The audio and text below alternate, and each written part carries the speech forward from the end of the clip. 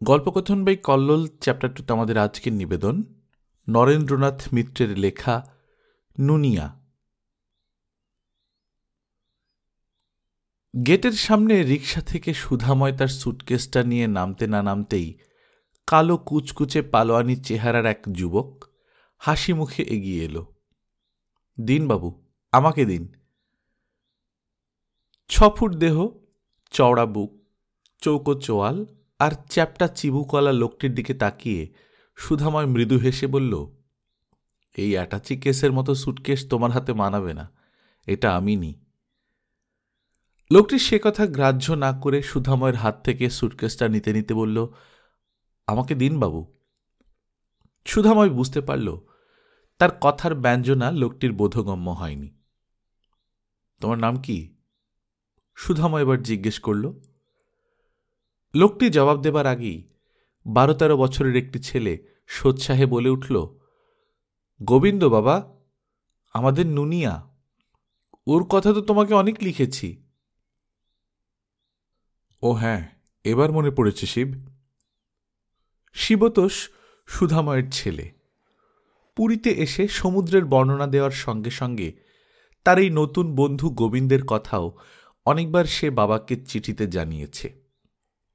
এমন লোক আর হয় না, এমন চমৎকার নুনিয়া পুরীতে আর দ্বিতীয় নেই। শিবুরি সমবয়সী ফ্রক পরা একটি কিশোরী মেয়ে সঙ্গে সঙ্গে প্রতিধ্বনি করল, আমিও তো আপনাকে লিখেছি কাকাবাবু। গোবিন্দর কাছে আমি চমৎকার সাঁতার শিখেছি। আমার সঙ্গে সাঁতার কেটে শিবু পারে না। আমি যতদূর যাই ততদূর কিছুতেই যেতে পারে না ও। সুধাময় হেসে বলল, তাই নাকি হেনা, সত্যি বলছ? তার স্ত্রী পুত্রের সঙ্গে সপ্তাহ 3 আগে এই বন্ধু কন্যাটিও পুরীতে বেড়াতে এসেছে। শিবু বলল, মিথ্যে কথা বাবা, হেনা কোনোদিন আমার সঙ্গে পারে না। সুধাময়ের স্ত্রী অনিমা হেসে বলল, যাক যাক, আর ঝগড়া করতে হবে না তোমাদের। দিন রাত দুটির মধ্যে ঝগড়া লেগেই আছে। সুধাময় মৃদুস্বরে বলল, থাকুক, ওদের বয়সের ঝগড়াতেই সুখ। এ তো মাসের শেষে বাজার খরচ নিয়ে আমাদের দাম্পত্য কলহ নয়। অনিমার চোখের ইশারায় স্বামীকে থামিয়ে দিল। সব পরিহাস ওদের সামনে করা ঠিক নয়। 13 বছরের ছেলে মেয়ে অনেক কথাই বোঝে, যতটুকু বোঝে তার থেকে আন্দাজ করে নিতে পারে বেশি। তা আরও সাংঘাতিক। গোবিন্দ এই পারিবারিক মিলন ক্ষেত্র থেকে বিদায় নিয়ে হঠাৎ অনিমার দিকে তাকিয়ে বলল, আমি ঘাটে যাই দিদিমণি, আপনারা কিন্তু সকাল সকাল বাবুকে নিয়ে আজ চান করতে যাবেন। অনিমা বলল, আজ ঠিক 10টার মধ্যেই যাব, তুমি তৈরি থেকো। আমাদের জন্য দরকার হবে না, বাবু নতুন মানুষ, তার জন্যই ভাবনা। গোবিন্দ হেসে বলল, কোনো ভাবনা নেই দিদিমণি, আমি খুব ভালো করে বাবুকে চান করিয়ে দেব, সাঁতার শেখাবো। আপনারা একসঙ্গে সাঁতরাবেন, পাল্লা দেবেন দুজনে, কে যেতে কে হারে সবাই দেখবে। অনিমা লজ্জিত হয়ে বলল, আচ্ছা আচ্ছা, তুমি যাও এবার। সুধাময় বললেন, খুব রসিক চূড়ামণি তো, এত রস পেল কোথায়? নিশ্চয়ই কোনো বাঙালিনীর কাছে। অনিমা বলল, আহা, কোনো যদি আগল থাকে তোমার মুখের। তারপর স্বামী পুত্রকে নিয়ে বাড়ির ভেতরে ঢুকল অনিমা। লৌহ ব্যবসায়ী এক বড়লোক বন্ধুর বাড়ি। সুধাময় এ পর্যন্ত পুরীতে যায়নি শুনে সেই বন্ধুই গরজ করে পাঠিয়ে দিয়েছে, যাও বৌদিকে নিয়ে ঘুরে এসো। হোটেল টোটেলে উঠে দরকার কি, আমাদের বাড়িটা তো পড়েই আছে, কোনো অসুবিধা হবে না তোমার। মালি আছে, ঠাকুর চাকর আছে, পান্ডা নুনিয়া সব বাঁধা।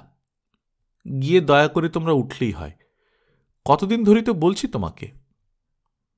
তা বলেছে বটে বিশ্বনাথ, কিন্তু বললেই তো শুধু হয় না।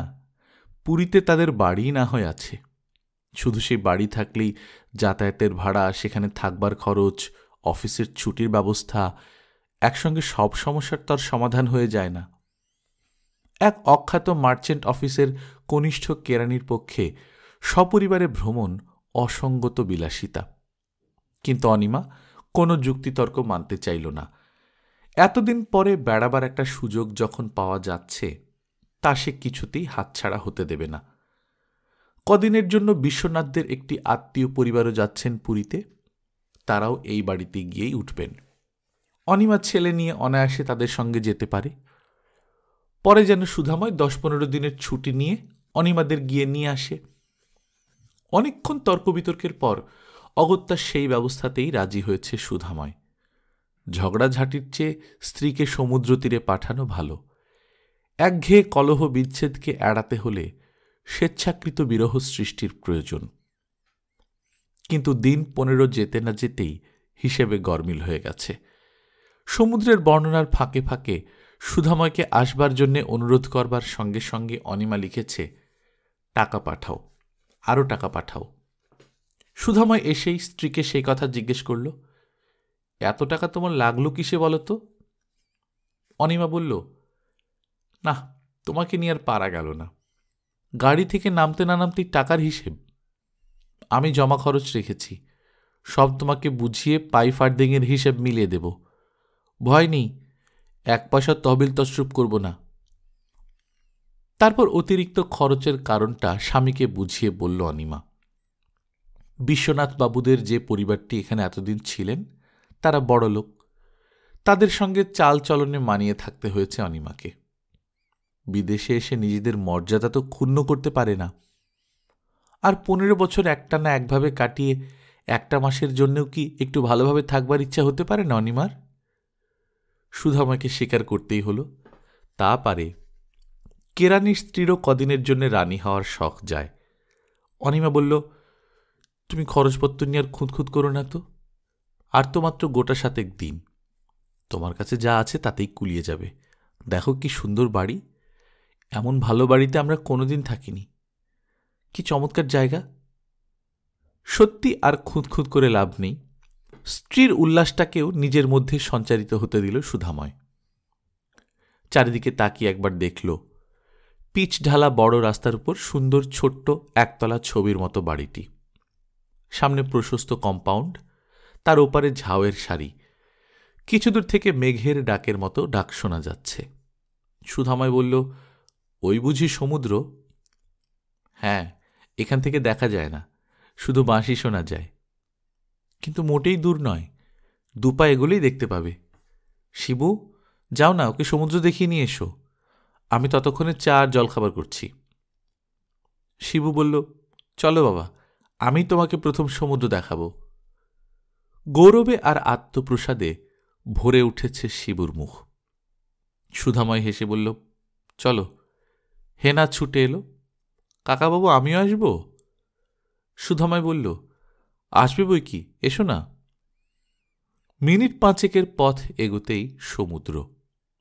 কিছুক্ষণ তাকিয়ে রইল সুধাময়। শিবু আর হেনার মতো সমুদ্র তাকে বিস্মিত করল না। এই সমুদ্র সে সিনেমায় দেখেছে, লেখকদের বর্ণনায় পড়েছে।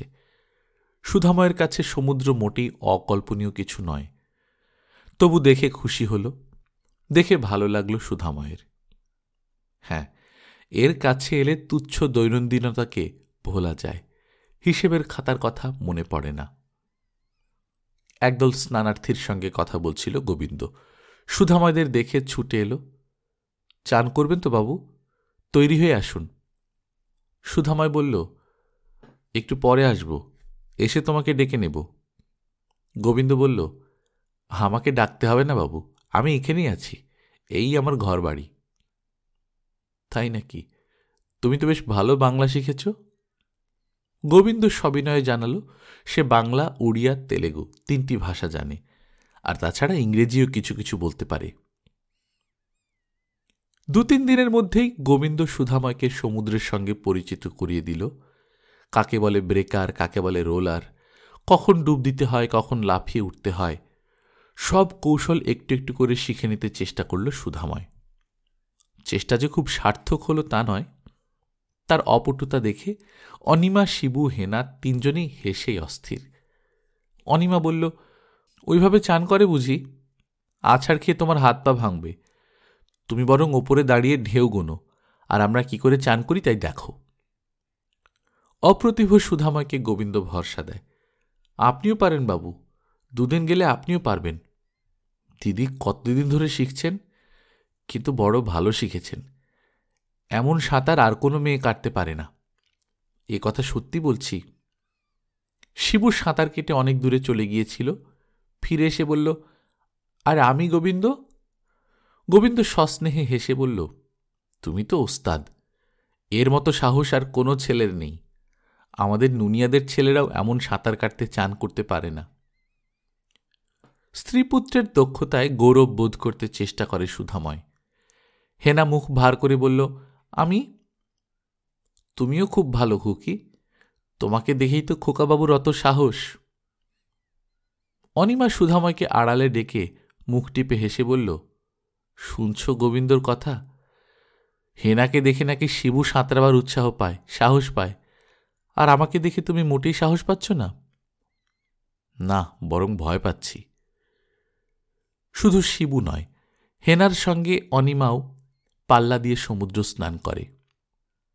সমুদ্রের ছোঁয়ায় সেও যেন ১৩ বছরের কিশোরীতে পরিণত হয়েছে। কোমরে আঁচল জড়িয়ে ঢেউয়ের সঙ্গে ভাসতে ভাসতে সে অনেক দূর চলে যায়। কখনো বা হেনার মতো লঘু চাঞ্চল্যে সে গোবিন্দর কাঁধ জড়িয়ে ধরে। খানিকটা দূরে গিয়ে গোবিন্দকে ছেড়ে দিয়ে বলে, আমাকে ধরতে হবে না গোবিন্দ, বাবুকে ধরো।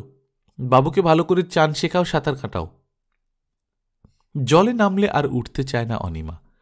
ঘণ্টার পর ঘণ্টা স্নান করে, সাঁতার কাটে। সংসারের ভাবনা নেই, রান্নাবান্নার ভাবনা নেই। ঠাকুর চাকর আছে, তারাই সব করে। সমুদ্র অনিমাকে সব ভুলিয়ে দিয়েছে। রোজ ভোরে উঠে সমুদ্রের ধারে বেড়ানো আর শিবু হেনার সঙ্গে পাল্লা দিয়ে ঝিনুক কুড়োনো। দুপুরে ঘণ্টা ৩ করে স্নান, তারপর বিকেলে আবার সমুদ্র। কখনো স্বর্গদ্বারের দিকে, কখনো চক্রতীর্থের দিকে মুখ করে হাঁটতে থাকা। ঢেউ এসে বারবার পা ভিজিয়ে দেয়, শাড়ির প্রান্ত ভিজিয়ে দেয়। তারপর সেই ভেজে কাপড় নিয়েই বালির মধ্যে এক জায়গায় বসে পড়ে অনিমা। সুধাময়কে হাত ধরে টেনে বসায়। সুধাময় বলে, চলো এবার ফিরি, ভিজে কাপড়ে তোমার অসুখ করবে যে। অনিমা বলে, অসুখ না ছাই। এখানকার বালিও গায়ে লাগে না, জলও গায়ে লাগে না। সমুদ্রের হাওয়ায় কোনো অসুখ করে না। এখানে সবই সুখ। আরও আগে আমরা কেন এলাম না এখানে?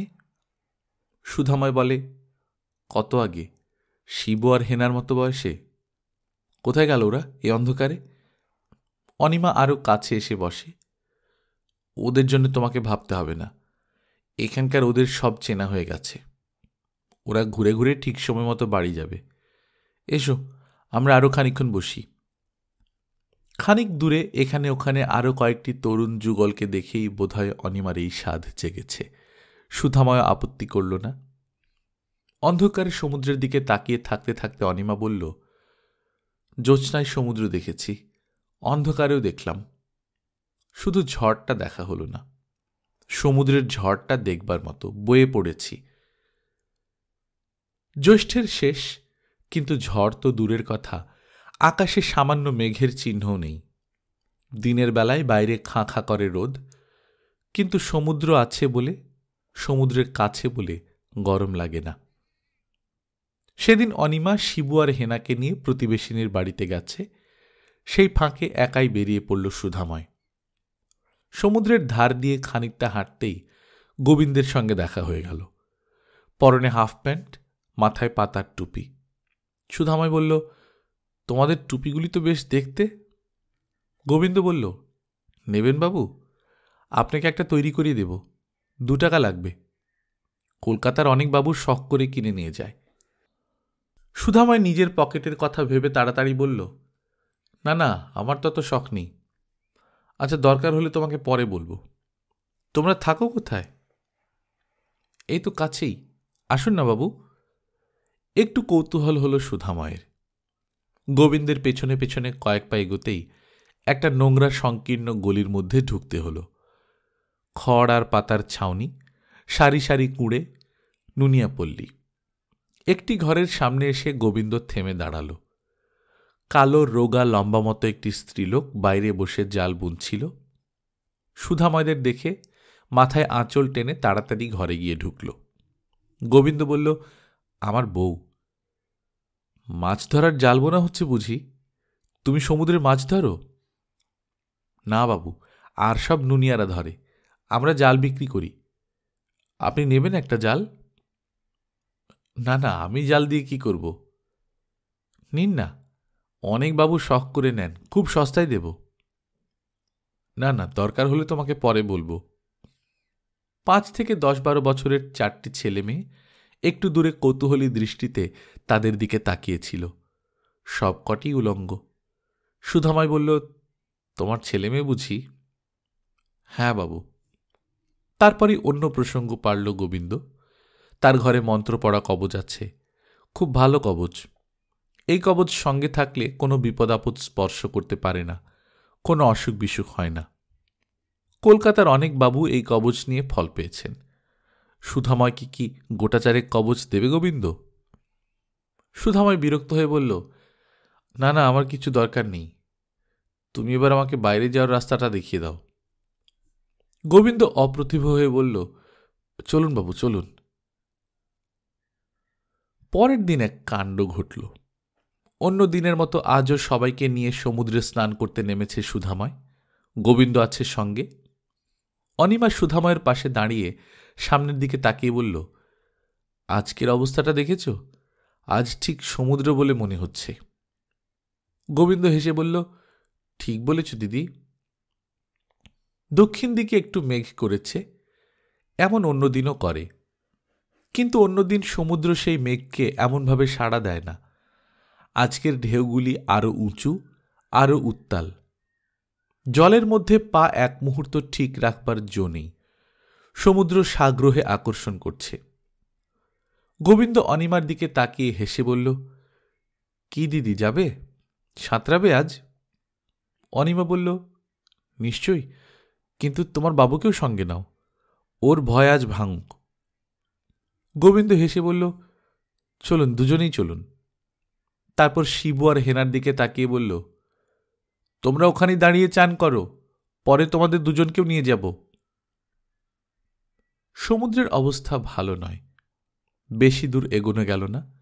বিশেষ করে অপটু সুধাময়কে নিয়ে বড়ই অসুবিধে। মিনিট 10 বাদে দুজনকে নিয়ে গোবিন্দ ফিরে আসছে।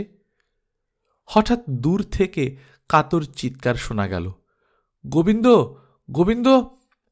শিবুর গলা। কিন্তু কোত্থেকে ডাকছে ও? ওকে তো দেখা যাচ্ছে না। তীর থেকে হেনা চিৎকার করে বলল, শিবু গেল, শিবু ডুবে গেল। সবার চোখ পড়ল এবার। 20-25 হাত দূরে শিবু ডুবছে, ভাসছে, আর জল খাচ্ছে, আর দক্ষিণ সমুদ্রের দিকে সরে যাচ্ছে। আশেপাশে যারা স্নান করছিল তারাও চিৎকার করে উঠল। অনিমাও সভয়ে চেঁচিয়ে উঠল, আমাকে ছেড়ে দাও গোবিন্দ, ওকে ধরো। মুহূর্তের মধ্যে গোবিন্দ ঝাঁপিয়ে পড়ল সেই উত্তাল ঢেউয়ের মধ্যে। মিনিট 2-3 কাউকেই দেখা গেল না, না গোবিন্দকে না শিবুকে। সুধাময় আর অনিমা দুজনের দৃষ্টি ঝাপসা হয়ে গেছে। খানিক বাদে দেখা মিলল ওদের। শিবুকে বুকে করে নুনিয়া ফিরে আসছে। সুধাময়ের দিকে তাকালো গোবিন্দ। তার মুখে আত্মপ্রসাদের হাসি। পেয়েছি বাবু, আর একটু হলেই শেষ হয়ে যেত। স্ত্রীকে হাত ধরে টেনে তুলল সুধাময়। অনিমার ঠোঁট নীল, মুখ ফ্যাকাশে, চোখ দুটি ছলছল করছে। একটু আগে লোনা সমুদ্রে ওর চোখের লোনা জল মিলেছে। শোনা গেল, হেনার সঙ্গে বাজি রেখে শিবু একাই সাঁতরে মা বাবা যতদূর গেছে ততদূর যাচ্ছিল। অনিমা ঠাস করে ছেলের গালে একটা চড় বসিয়ে দিয়ে বলল, একেবারেই তো দূরে চলে যাচ্ছিলে হতভাগা। কি সর্বনাশ আজ হতো, আমার বুক কাঁপছে। চল বাড়ি চল, আজ আমি আর দাঁড়াতে পারছি না। গোবিন্দকে দুজনেই ধন্যবাদ জানিয়ে সাধ্যমতো পুরস্কার দেওয়ার প্রতিশ্রুতি দিল। বিকেলের দিকে সুধাময় বলল, চলো বেরিয়ে আসি সমুদ্রের ধার দিয়ে। অনিমা বলল, না বাপু, রক্ষে করো, আর সমুদ্র নয়, ভাবতেই অস্বস্তি লাগছে। কি সর্বনাশ হয়ে যেত আজ। পুরী বেড়ানোর স্বাদ আমার মিটে গেছে, চলো কলকাতায় ফিরে যাই। শিবু কিন্তু বেশ সপ্রতিভ। সে আড়ালে এসে সুধাময়কে বলল, আর একটা দেবতার গ্রাস হয়ে যাচ্ছিল বাবা। সুধাময় বলল, তুমি আবার হাসছ, বাহাদুর ছেলে। পরদিন অনিমা আর সমুদ্রে গেল না, শিবুকেও যেতে দিল না। বলল, ওর জ্বর জ্বর ভাব হয়েছে, চান করে দরকার নেই। হেনা বলল, তাহলে আমিও যাব না কাকিমা। অনিমার শখ মিটলেও সুধাময়ের বেড়াবার শখ মেটেনি। ও স্ত্রীকে নিয়ে শহর ভরে ঘুরল। তার আতঙ্ক দূর করবার জন্যে, তার মুখে হাসি ফোটাবার জন্যে কটকি বাজারে গিয়ে বলল, তোমার কি পছন্দ বলো। তারপর নিজের পছন্দ মতোই পর্দা কিনল, টেবিল ক্লথ কিনল, অল্প দামের মধ্যে শাড়িও কিনল একখানা। নিজের জন্য হরিণের চামড়ার চটি জুতো নিল। থলি প্রায় খালি। এখনো যা আছে তাতে যাওয়ার ভাড়াটা বেশ কুলিয়ে যাবে। আগের দিনই গাড়ির সিট রিজার্ভ করে রাখল সুধাময়। পরদিন সন্ধ্যায় গাড়ি। কিন্তু ভোর থেকেই বাঁধা ছাদা শুরু করতে হলো। দড়ি দিয়ে কোষে বিছানাটা বেঁধে তুলছে। গোবিন্দ এসে হাসি মুখে হাজির। বাবু আজই যাচ্ছেন? দিন, আমি বেঁধে দিচ্ছি বিছানা। সুধাময় বলল, থাক থাক, আমরাই পারব। পান্ডা, ঠাকুর, চাকর সবাইকেই হিসেব করে করে অল্প স্বল্প দিয়ে বিদায় করেছে। কিন্তু আশ্চর্য, যার পাওনা সব থেকে বেশি, তার কথাই এতক্ষণ সুধাময় ভুলেছিল। গোবিন্দ বলল, আজই যাচ্ছেন বুঝি? আমার বকশিস বাবু। সুধাময় বলল, নিশ্চয়ই, বকশিস তো তোমার পাওনা আছেই। কত দিতে হবে বলো? অবশ্য তুমি যা করেছ, টাকা দিয়ে তার শোধ দেয়া যায় না। 1 মাস কাজ করার জন্য তোমার সঙ্গে তো 3 টাকা চুক্তি হয়েছিল। গোবিন্দ স্বীকার করে বলল, হ্যাঁ বাবু। পকেট থেকে সঙ্গে সঙ্গে 3 টাকা বের করে দিল সুধাময়। বকশিস কত চাও বলো? আপনারা যা খুশি হয়ে দেন। 5 বছর আগে কলকাতার এক জমিদার বাবুর ভাগ্নেকে বাঁচিয়েছিলাম। তিনি দিয়েছিলেন 1000 টাকা। এখনও সার্টিফিকেট আছে। সুধাময় গম্ভীর হয়ে বলল, আমি জমিদার নই গোবিন্দ। গোবিন্দ বলল, 3 বছর আগে এক ব্যারিস্টার বাবুর ছেলেকে তুলেছিলাম। তিনি দিয়েছিলেন 500 টাকা আর একখানা শাল। বাজে কথা রাখো, আমি জমিদারও নই, ব্যারিস্টারও নই। কিন্তু বাবু, আপনার ছেলের প্রাণের তো দাম আছে। তা আছে বই কি। প্রথমে 3 টাকাই দেবে ভেবেছিল, কিন্তু আরও একটু হিসেব করে 5 টাকার একখানা নোটি গোবিন্দের দিকে এগিয়ে দিল সুধাময়। একটু ধমকের সুরে বলল, নাও, খুশি হয়ে নাও। গোবিন্দ মাথা নেড়ে বলল, 4-5 টাকা আমি নেব না বাবু, একটা জীবন বাঁচিয়েছি।